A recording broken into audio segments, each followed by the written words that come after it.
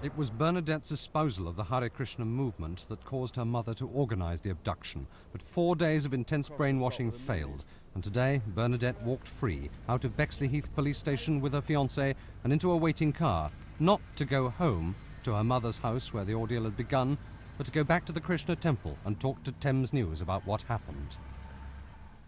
Were they violent? Yes, towards the end they were violent. What did they do to you? Well, they just, because I tried to escape from, one time I tried to escape from the window, you know, I tried to get out the window, and they pulled me back, and because when they were speaking to me, sometimes I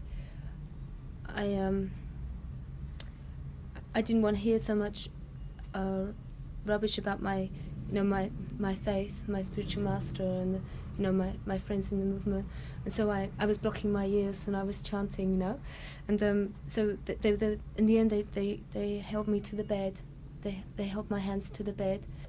All this took place in an upstairs room of a house in Ilford. 2 men constantly pressuring her to renounce her faith. Whatever I said to them, they just wouldn't listen. They just wouldn't listen. They just continued with their own thing. They have these special books which says all bad things about the movement that they got from America, you know. And so in the end I just gave up arguing with them. I just didn't listen to them, and I was just chanting Hare Krishna, and that's really what saved me. Bernadette now thinks she was very lucky to escape unscathed, but most bizarre of all, her own mother was in the same room with the kidnappers throughout, even when they threatened to cut off her hair. She was there, your own mother was there while you were being threatened with your hair being cut off, while you were being pinioned to a bed?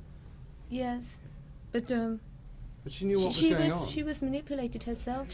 There's people that had spoken to her before. I mean, she would never have done that. I'm sure she would never have done that otherwise, if she'd never spoken to those people.